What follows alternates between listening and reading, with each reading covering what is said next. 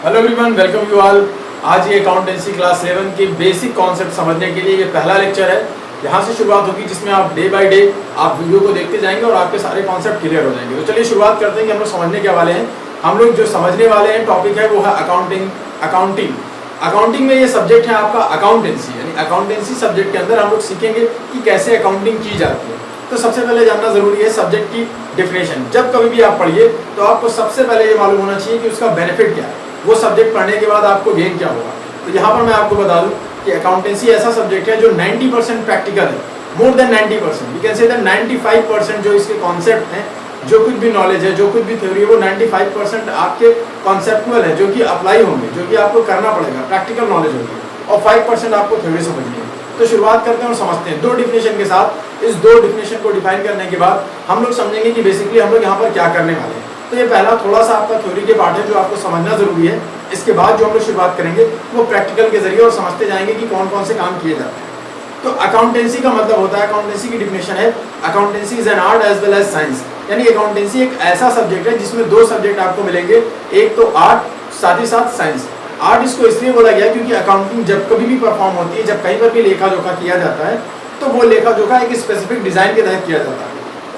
यानी जब आप अकाउंटेंट हो जाएंगे तो किसी भी अकाउंटिंग की डिजाइन देखकर आप बता सकते हैं कि ये जो अकाउंटिंग परफॉर्म की गई है, ये शेयर मार्केट वाली अकाउंटिंग है या किसी और फाइनेंशियल कंपनी का ये रिकॉर्ड है। यानी ट्रांजैक्शन देखने के बाद आप खुद से पहचान जाएंगे। तो पहचानेंगे कैसे, सारी बातों को डिस्कस करेंगे। फिर देखते हैं कि कैसे शुरुआत होती है। अकाउंटेंसी की दूसरी भी डिफिनेशन है कि अकाउंटेंसी एक आर्ट है जिसमें हम लोग रिकॉर्ड करते हैं, क्लासिफाई करते हैं और समराइज करते हैं पूरे के पूरे फाइनेंशियल साइकिल में उसके। तो चलिए शुरुआत करते हैं। सब्जेक्ट है आपका अकाउंटेंसी, जिसमें सबसे पहले किसी भी सब्जेक्ट को समझने के लिए उस सब्जेक्ट में आने वाले इंपॉर्टेंट टर्म को समझना जरूरी होता है। अच्छा, अकाउंटेंसी जो हम लोग परफॉर्म करते हैं तो कैसे लिखते हैं। सपोज करिए अगर अकाउंटेंसी आप पोस्ट करते हैं, आप अकाउंटेंट हैं, तो आप हर ईयर एक अलग अकाउंटिंग पीरियड होता है। जैसे 2016, 17, 18 एंड 19, अलग अलग हर ईयर आप बार बार अकाउंटिंग प्रोसेस करेंगे। यानी 18 में आप अकाउंटिंग करेंगे, पता करेंगे 18 में 16 में आपने जो बिजनेस शुरू किया वो कितने पैसे से शुरू किया, फिर आपने प्रॉफिट कितना कमाया, लास्ट में क्लोज कितना हो गया, आपका प्रॉफिट से हुआ या लॉस से हुआ। नेक्स्ट ईयर भी आप यही करते रहेंगे। यानी अकाउंटिंग प्रोसेस जो होता है, अकाउंटिंग साइकिल पर ईयर होती है। जो ज्यादातर अकाउंटिंग कंप्लीट की जाती है वो 1 ईयर में कंप्लीट की जाती है। आप कह सकते हैं कि सर एक साथ क्यों नहीं पढ़ सकते, जैसे आपने क्लास 6 से लेकर लास्ट तक अभी पढ़ा है, पढ़ना तो आपको 12 तक है। क्या आपने सारी बुक को एक ही रजिस्टर में करके रखा है? नहीं, तो 6 से लेकर 12 तक की सारी मोटी मोटी बुकें हो जाती हैं एक एक सब्जेक्ट की। तो अकाउंटेंसी बहुत ही ब्रॉड है, इसीलिए हम लोग क्या करते हैं, हर ईयर अकाउंटिंग करते हैं, है ना। अकाउंटिंग पीरियड जो होता है वो 31 मार्च टू 1 अप्रैल होता है।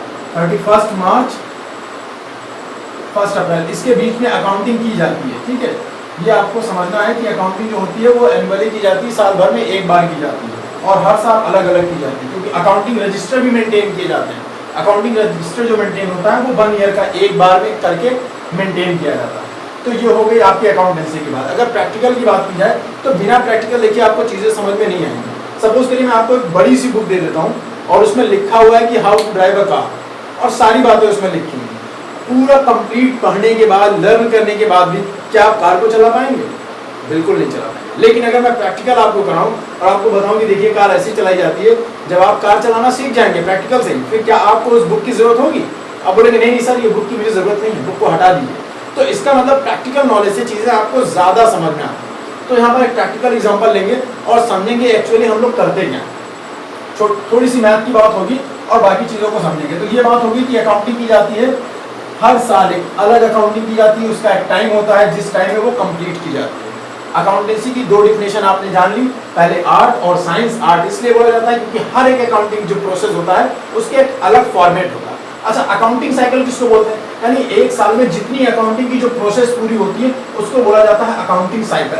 यानी अकाउंटिंग जो की जाती है वो कैसे की जाती है हर साल। सबसे पहले शुरुआत आपकी जो होती है वो शुरुआत होती है जर्नल से। जर्नल जिसको डेली बुक बोला जाता है, जर्नल्स जिसको डेली बुक बोला जाता है, इसका एक अलग फॉर्मेट होता है जो फॉर्मेट आपको समझाया जाएगा। फॉर्मेट सिंपल सा फॉर्मेट होता है। सबसे पहले डेट लिखी जाती है, फिर पार्टिकुलर लिखा जाता है, फिर उसके बाद लेजर फोलियो नंबर लिखा जाता है LF, फिर 2 बार अमाउंट, एक बार अमाउंट डेबिट और एक बार अमाउंट क्रेडिट लिखा जाता है। 2 बार ये बातें लिखी जाती हैं। सबसे पहले देखिए अकाउंटिंग साइकिल में सबसे पहले आपको जर्नल करना होता है। जर्नल का मतलब जहां पर आप रोज रिकॉर्ड को रखते हैं। यानी आज अभी आपने कुछ खरीदा, फौरन उसको लिखिए। अभी आपने जो भी कुछ काम किया उसको फौरन लिखते रहे, नहीं तो डिस्प्यूट हो सकता है ना। सपोज कि यदि आपने कोई किसी को कुछ चीजें उधार में दी, अपने फ्रेंड को आपने उसको दिया 1500 में, फिर 1 साल बाद या 6 महीने बाद आप उससे पैसा मांगने गए और आपने कहा कि नहीं भैया 1500 दीजिए, उसने कहा कहाँ 1500 था, 1000 था, चीटिंग क्यों कर रहे हो मेरे साथ। तो आप क्या दिखाएंगे, तो आप उसको जनरल बुक दिखाएंगे कि देखिए भैया उस दिन आपने रिकॉर्ड किया था, और जनरल बुक के साथ में वाउचर भी अटैच किए जाते हैं अगर बड़े ट्रांजेक्शन होते हैं, यानी बिल की एक फोटोकॉपी, जनरल बुक एक रजिस्टर होता है बड़ा सा जिसमें लिखा जाता है। ठीक है, तो सबसे पहला काम अकाउंटिंग साइकिल में जो शुरू होता है, सबसे पहले वो होता है जर्नल, जहाँ पर बेसिक कॉन्सेप्ट को रिकॉर्ड किया जाता है, सारी जनरल एंट्रीज को पहले शुरुआत में। तो बेसिक कॉन्सेप्ट आपका क्या है अकाउंटिंग साइकिल में, सबसे पहले हम लोग डेली ट्रांजेक्शन जो रोज लेन देन होते हैं उसको हम लोग रिकॉर्ड करते हैं जर्नल्स में। जर्नल उसका ये अच्छा सा फॉर्मेट होता है जो बाद में आप सीखेंगे बनाना कि किस तरीके से बेहतरीन बनता है। तो जर्नल बुक का फॉर्मेट। जर्नल के बाद जो बात शुरू होती है वो बात शुरू होती है लेजर की। क्या बनाया जाएगा, लेजर। लेजर लेजर के बाद क्या बनाया जाएगा आपका, लेजर हो जाएगा। लेजर के बाद आपका बनेगा ट्रायल बैलेंस। क्या बनने वाला है, ट्रायल बैलेंस। तो जर्नल में हम लोग डेली ट्रांजेक्शन करते हैं, लेजर में हम लोग क्या करते हैं, लेजर में हम लोग इसको अलग अलग, इस जर्नल के अलग अलग चीजों को अलग अलग से क्लासिफाई करते हैं। सपोज करिए जर्नल में आपने रोज कैश के ट्रांजेक्शन किए, लेजर में सिर्फ और सिर्फ कैश की बातें होंगी। जर्नल में तो सारी बातें होंगी, तो लेजर में कैश का सेपरेट अलग से बन जाएगा। अगर आपने उसमें और कोई ट्रांजेक्शन किया, कैपिटल का अलग से बन जाएगा, परचेज का अलग से, सेल्स का अलग से। इसका मतलब जर्नल जो होता है वो रिकॉर्डिंग होता है, और लेजर जो होता है वो क्लासिफिकेशन होता है। अलग अलग ट्रांजेक्शन का अलग अलग क्लासिफिकेशन किया जाता है। और ट्रायल बैलेंस जैसा कि नाम से क्लियर है, ट्रायल बैलेंस मेंटेन किया जाता है बैलेंस को चेक करने के लिए, ट्रायल करने के लिए। अगर आपने यहाँ पर कोई भी गलती की होगी तो ट्रायल बैलेंस से वो एरर आपकी पता चल जाएंगी। अच्छा, फिर लेजर का आप पूछेंगे सर लेजर का फॉर्मेट क्या होता है। लेजर का फॉर्मेट इस तरीके से होता है, लेजर का फॉर्मेट होता है वही सिंपल सा पापा वाला फॉर्मेट, बार बार वही लिखा जाएगा, पापा PAPA, P for particular, amount, particular और अमाउंट। जो पहले अमाउंट होता है हमेशा आप याद रखिएगा वो डेबिट होता है, जो लास्ट वाला होता है वो क्रेडिट होता है, हमेशा ये होगा। तो ये हो गया लेजर का फॉर्मेट। ठीक है, जर्नल में डेली ट्रांजेक्शन लिखे जाते हैं, लेजर में इस तरीके से लिखा जाता है। अब बात हो जाएगी ट्रायल बैलेंस। ट्रायल बैलेंस के बाद अब फिर हम लोग शुरुआत करते हैं, यहाँ पर बनाते हैं हम लोग ट्रेडिंग अकाउंट। क्या बनाते हैं, trading account. Trading account maintain किया जाता है for purpose of calculating gross profit या ग्रॉस लॉस। लगभग ग्रॉस प्रॉफिट या ग्रॉस लॉस का मतलब लगभग फायदा या नुकसान। तो एग्जैक्ट के लिए क्या बनाते हैं, एग्जैक्ट का नेक्स्ट हो जाएगा जिसको बोलते हैं प्रॉफिट एंड लॉस। फिर अगला हम लोग बनाते हैं प्रॉफिट एंड लॉस अकाउंट। सबके फॉर्मेट जब हम डे बाय डे आगे बढ़ते रहेंगे तो एक एक चीज के फॉर्मेट भी समझेंगे और उसका कॉन्सेप्ट भी समझेंगे कि जर्नल में कैसे लिखा जाएगा, कैसे यहाँ पर लिखा जाएगा। फॉर्मेट तो आपने बना दिया, ये हम लोग नेक्स्ट समझते रहेंगे डे बाय डे। फिर लेजर तो आपने बता दिया क्या है, लेजर में पोस्टिंग कैसे होगी, ट्रायल बैलेंस में कैसे काम होगा, ट्रेडिंग अकाउंट कैसे मेंटेन किया जाएगा, प्रॉफिट एंड लॉस कैसे। ये बहुत ही इंपॉर्टेंट साइकिल है। अगर ये आपको आ गई तो आप एक अच्छे अकाउंटेंट अपने आप को समझ सकते हैं, अगर बेहतरीन तरीके से आपको करना आ गया। नेक्स्ट है आपका बैलेंस शीट। मैंने बार बार बताया कि ये बहुत ही प्रैक्टिकल है, अगर आप इसको करना सीखेंगे तो समझ पाएंगे। बैलेंस शीट बनाया जाता है। बैलेंस शीट किसी भी कंपनी या किसी भी फर्म की लास्ट में इन सारी चीजों के बाद जब बैलेंस शीट बनाई जाती है तो उससे कैलकुलेट होती है उस फर्म की, उस कंपनी की financial position. Financial position, so we can say that balance sheet are prepared to know the financial position of any firm और company. So journal book is the recording all the transactions, and ledger is classifying the transaction which is posted in the journal, and trial balance is to make to check the numerical error. Trial balance बनाया जाता है numerical error check करने के लिए। Trading account we are preparing to know the gross profit and gross loss of the firm or company, and profit and loss account we are preparing to know the exact net profit and net loss of the firm. तो ये सारी बातें हो गई format जो आपको करना है। अब यहाँ पर कुछ मैथ के भी फॉर्मूले आते हैं, क्योंकि सारी चीजें परफॉर्म करने के लिए तो बहुत इंपॉर्टेंट है जो आपको करना है, ये बहुत इंपॉर्टेंट चक्कर है। लेकिन इन सारी चीजों को आप कैसे करेंगे, अकाउंटिंग में आप शुरुआत कैसे करेंगे, उसके लिए आपको कुछ टर्म को समझना जरूरी होता है, कुछ वर्ड को जानना जरूरी होता है। तो आज हम लोग कुछ वर्ड को समझते हैं और उसका एग्जाम्पल के साथ मीनिंग भी समझते हैं कि वो वर्ड होता क्या है और उसका मीनिंग क्या है। ये सिंपल से मैथ की एक बात होगी, इस मैथ में हम लोग ये समझने वाले हैं। तो वर्ड को समझते हैं। सबसे पहले 3 इंपॉर्टेंट वर्ड को समझते हैं। वर्ड है यहाँ पर कैपिटल, कैपिटल प्लस लायबिलिटीज। एक मैथ जैसा फॉर्मूला यहाँ तैयार हो रहा है, आप समझेंगे इसका मतलब क्या होता है। Equal to assets. असेट्स बोला जाता है संपत्ति को, कैपिटल बोला जाता है पूंजी को, लायबिलिटीज बोला जाता है दायित्व या हमारी जिम्मेदारी को। तो ये छोटा सा फॉर्मूला, इस फॉर्मूले के जरिए हम लोग समझेंगे कि इसका मीनिंग क्या है। ये फॉर्मूला होगा यानी कैपिटल और लायबिलिटीज को जब कभी आप प्लस करेंगे तो वो इक्वल टू हमेशा बराबर होगा किसके, एसेट्स के। तो कैपिटल क्या होती है, पूंजी होती है। एक एग्जांपल लेते हैं कि एक बिजनेसमैन है, एग्जांपल लेते हैं जिसका बिजनेसमैन का नाम है काका, काका जी। ये काका बिजनेसमैन है जिन्होंने एक शॉप खोली है। हमेशा याद रखिएगा एक बिजनेसमैन अपने बिजनेस से सेपरेट लीगल एंटिटी रखता है। यानी काका अगर यहाँ पर है, काका का सपोज करिए, काका कौन है, प्रोप्राइटर है और इसकी ये शॉप है। कभी भी इसके खर्चे को घर के खर्चे में मैक्स नहीं करेगा, नहीं तो एग्जैक्ट प्रॉफिट एंड लॉस नहीं पता चलता। सपोज कि आपने 10,000 से बिजनेस शुरू किया, 5,000 अपने घर के खर्चे के लिए लिया है, तो आप क्या पता कर पाएंगे कि आपको प्रॉफिट हुआ या लॉस हुआ। तो बिजनेसमैन और उसका business both are separate, separate legal entity होती है, यानी ये एक दूसरे से अलग होते हैं।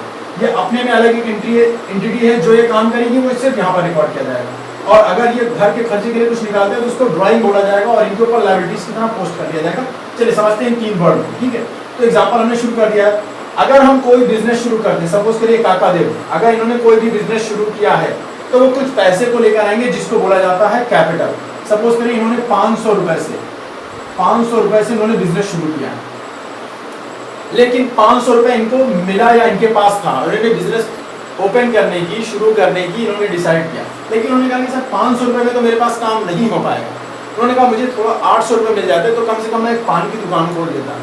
तो इनको जरूरत थी 300 और रुपए की। तो ये जाते रास्ते में आते थे, इनका एक फ्रेंड मिला, काका का फ्रेंड जो होगा वो क्या होगा, बाबा, उसका नाम है क्या, बाबा देव। तो इनके फ्रेंड मिले, उन्होंने इनसे 300 रुपए और मांग लिया। तो ये बताइए जब इन्होंने अपने फ्रेंड से मांगा तो वो उन्हें वापस करेंगे ना, इनकी एक जिम्मेदारी क्रिएट हो रही है, लायबिलिटीज क्रिएट हो रही है जिसको बोला जा रहा है। आप ये नहीं कह सकते कि काका जी ने उनसे ले लिया तो उनको नहीं देंगे। अच्छा, डिपेंड करता है कि फ्रेंडशिप भी कैसी है, लेकिन आपको यहाँ फिलहाल अकाउंटिंग समझना है। ये नहीं समझना है कि फ्रेंड है वो दे दिया तो भूल जाएगा। आपको समझना है अकाउंटिंग, यानी कैपिटल और जो बाबा देव ने क्रिएट किया, क्या दिया उनको, 300 रुपए जिम्मेदारी लोन की तहत दिया। लोन भी एक लायबिलिटीज होता है, जिम्मेदारी जिसको बोलते हैं दायित्व, जो हमें पे करना होता है। ये दोनों मिलाकर जो क्रिएट होगा, 800 रुपए के उसके पास क्या आएंगे, पैसे, कैश, जिसको हम क्या कर सकते हैं, असेट्स। असेट्स हर एक वो चीज होती है जिसको हम लोग कुछ रियलाइज कर सकते हैं, ठीक है। असेट्स यानी संपत्ति। तो ये दोनों क्रिएट करके हमेशा आप देखिएगा कि कैपिटल और लायबिलिटीज प्लस करने के बाद असेट्स ही होनी चाहिए। कैपिटल को पूंजी बोला जाता है, लायबिलिटीज को दायित्व और असेट्स को संपत्ति बोला जाता है। तो ये देखिए 500 से इन्होंने बिजनेस की शुरुआत की, 300 रुपए इन्होंने और अपने फ्रेंड से ले लिया, जिसको उन्हें वापस करना है, पे करना है। यानी लायबिलिटीज वो होती है विच वी हैव टू पे बैक, जो हमको वापस करना होता है किसी को। तो ये दोनों चीजें ऐड करके क्या बनती हैं, कैश बनती हैं। और कैश जो कि हम जिससे हम बिजनेस शुरू करते हैं वो होता है हमारा असेट्स। तो चलिए अब आगे और डिटेल में समझते हैं कि कैपिटल, कैपिटल जो बिजनेस का मालिक, बिजनेस का मालिक जो पैसे लेकर अपने बिजनेस में आता है उसको बोला जाता है कैपिटल। लेकिन अगर ने बिजनेस शुरू करने के लिए उसने अपने पास से पैसे ना लेकर अपने किसी रिलेटिव से ले लिया है, या बैंक से ले लिया है, या किसी और पर्सन से ले लिया है, जो कुछ भी उसे वापस करना होता है वो कैपिटल ना होकर उसकी लायबिलिटीज हो जाती है। सपोज करिए आप बिजनेस शुरू कर रहे हैं, आपने 2 लाख रुपए अपने घर से लिया, फिर आपको पता चला कि आपको 5 लाख की जरूरत थी, आपने क्या कर दिया, 3 लाख रुपए बैंक से ले लिए। तो बैंक से जो आपने लोन लिया वो आपको वापस करना होता है, इसीलिए वो चीजें आपकी क्या कहलाएंगी, वो चीजें आपकी कहलाएंगी लायबिलिटीज। और दोनों चीजें ऐड होने के बाद ही तो बिजनेस आप शुरू करेंगे, दोनों चीजें करने के बाद ही वो आपकी असेट्स क्रिएट होंगी।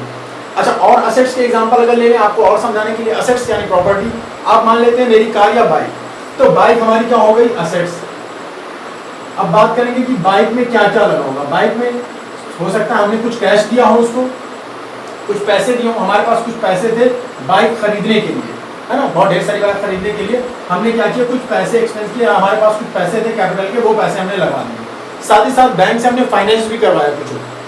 तो 5 लाख की अगर मान लेते हैं बड़ी सी तगड़ी वाली बाइक है, तो 2 लाख रुपए आपने अपने पास से दिए जो आपकी पूंजी थी, और बाद में आपने क्या कर दिया, क्योंकि आपको उसे फिर बेचना है बाद में ऑप्शन में, तो आपने ऑप्शन में बेचने के लिए क्या किया, 200 रुपए तो आपने अपनी खुद की 2 लाख रुपए आपने कैपिटल लगाई और 3 लाख रुपए आपने फाइनेंस करा लिया बैंक से, जो कि 3 लाख रुपए आपकी क्या होंगी, कैपिटल हो जाएंगी। तो ये दोनों चीजें मिलने के बाद असेट्स क्रिएट होती हैं।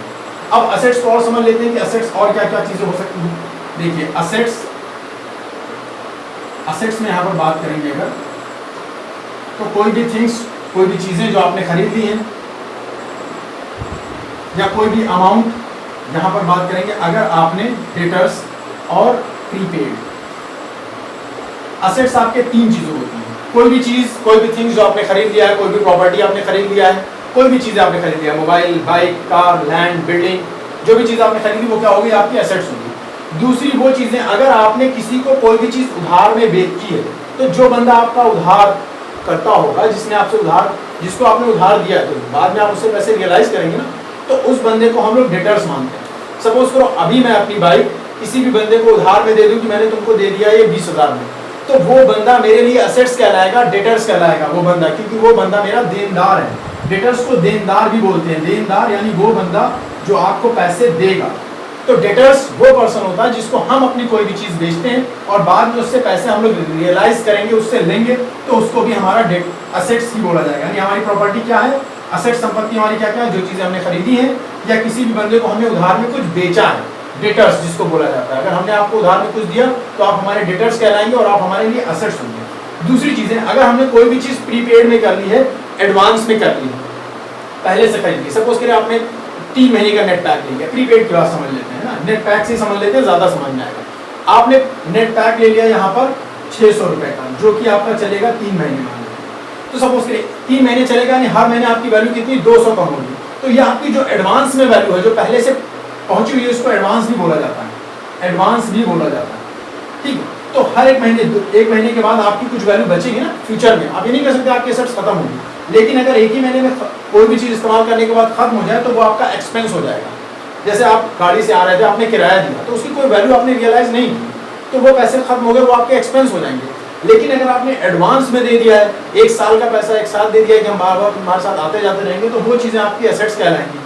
तो आपने 600 का पैक लिया, 1 साल के बाद 1 महीने के बाद कम हो गया, 400 वैल्यू भी आपकी बची, ये आपकी एसेट्स है। फिर नेक्स्ट मंथ में, उसके नेक्स्ट मंथ के बाद भी 200 वैल्यू बची और वो आपकी क्या हो जाएगी, असेट्स कहलाएगी। यानी जिसकी वैल्यू फ्यूचर में हो, एडवांस में हो, उसको प्रीपेड बोलते हैं और वो भी आपका असेट्स होता है। असेट्स 3, कोई भी चीजें खरीदे आप वो भी असेट्स। डेटर्स, अगर आपने किसी को उधार में कोई चीजें दी हैं तो वो बंदा भी आपका असेट्स कहलाएगा। ये फार्मूला याद रखिए, ये फार्मूला हमेशा क्लैश होना चाहिए, मिलना चाहिए। दूसरा क्या हुआ, प्रीपेड, कोई भी चीज अगर आपने एडवांस में दी है तो। अब इस तरीके से लायबिलिटीज को समझ लेते हैं। लायबिलिटीज जस्ट इसी से कोरिलेट करते हैं ताकि चीजें आपको समझ में आ जाए। लायबिलिटीज में वो चीजें होती हैं, लायबिलिटीज की बात करें, अगर अभी आपने किसी को बेचा था तो आपको उससे पैसे लेने थे, लेकिन अगर आप कुछ उधार में ले लेंगे, देखिए यहीं से कोरिलेट करते चलते हैं, अगर आपने कुछ उधार में ले लिया है, खरीद लिया किसी से सामान, तो आपको अगर पैसे देने होंगे तो आप लायबिलिटीज क्रिएट करेंगे, यानी आपकी जिम्मेदारी है कि आपको उस पैसे को वापस करना है। तो जस्ट उल्टा, डेटर्स का जस्ट उल्टा होता है क्रेडिटर। ये हुआ हिंदी में देनदार, तो ये हुआ लेनदार, लेने वाला। अगर आपने कुछ भी उधार में लिया है तो आपको उसे वापस करना है, तो वो आपका देनदार हो जाएगा क्रेडिटर। अगर आप किसी के क्रेडिटर हैं, सपोज करिए आपने उधार कुछ खरीदा है, आप क्रेडिटर हैं, तो आपकी जिम्मेदारी, या हमने किसी से उधार लिया तो हम भी क्रेडिटर हैं, हमें उसे वो चीजें वापस करनी है, वो देनी है, तो वो हो जाता है क्रेडिटर, लेनदार। और जस्ट इसका उल्टा, अगर आपने अभी एडवांस में किया है तो आप उधार में भी कर सकते हैं। सपोज करिए आपने किसी से काम लिया, तो आपने कहा कि ठीक है भैया अभी पैसे नहीं, आप मजदूरी कर लीजिए, आपको मजदूरी कल दे देंगे या 1 हफ्ते बाद दे देंगे। तो आपने कोई भी काम एडवांस में करा लिया है और उसका पेमेंट नहीं किया है, यहाँ पर हम इसको एडवांस बोलते थे, यहाँ पर हम इसको उधार बोलेंगे। लास्ट में बचा हुआ है आउटस्टैंडिंग। तो आउटस्टैंडिंग जस्ट उल्टा, प्रीपेड का उल्टा होता है आउटस्टैंडिंग। तो आउटस्टैंडिंग भी आपका क्या होगा, आउटस्टैंडिंग भी आपका क्या चीज हो जाएगा, आपकी एक जिम्मेदारी होगी जो आपको बाद में देना होगा। तो आउटस्टैंडिंग भी लायबिलिटीज होगा। तो लायबिलिटीज हुआ आपका जस्ट इसका डेटर्स का उल्टा क्रेडिटर, प्रीपेड का उल्टा जस्ट आउटस्टैंडिंग। और साथ ही साथ यहाँ पर कोई भी चीज अगर आप खरीदते हैं, अगर आपने उसको लोन से लिया, लोन यानी आपने बैंक से लोन ले लिया और कोई भी चीज अगर आपने खरीदी तो वो सब के सब आपकी लायबिलिटीज है। आपने पूरी की पूरी लैंड, बिल्डिंग, कार, ये सारी चीजें लोन में उठा ली, तो वो असेट्स ना क्रिएट होकर आपकी लोन होगी, क्योंकि आपने लोन में लिया है, वो चीजें आपकी खुद की नहीं है। तो ये हो गया असेट्स, ये हो गया लायबिलिटीज। कैपिटल समझना, सिर्फ और सिर्फ ये बातें कैपिटल होती हैं, जो कोई बिजनेस का मालिक पैसे लेकर आएगा उसको बोला जाएगा कैपिटल। आप कोई भी ट्रांजेक्शन करिए, अब घर पर बैठिए आप सारे ट्रांजेक्शन को समझिए, अगर ये फॉर्मूला मिल रहा है इक्वल टू, यानी कैपिटल और लायबिलिटीज इक्वल टू असेट्स हो रहा है, तो इसका मतलब आपका ट्रांजेक्शन सही है। अगर ये बराबर नहीं हो रहे, इसका मतलब आपका जो अकाउंटिंग इक्वेशन है वो गलत है। तो ये छोटा सा, इसके बाद अकाउंटिंग इक्वेशन चैप्टर शुरू होगा जिसमें हम लोग इसी चीज को फॉलो करेंगे। बहुत सारी चीजें हैं, नेक्स्ट वीडियो में हम लोग इसको समझने वाले हैं। So thank for watching this video. If you have any doubt then please don't forget to comment in the comment section. Thank you.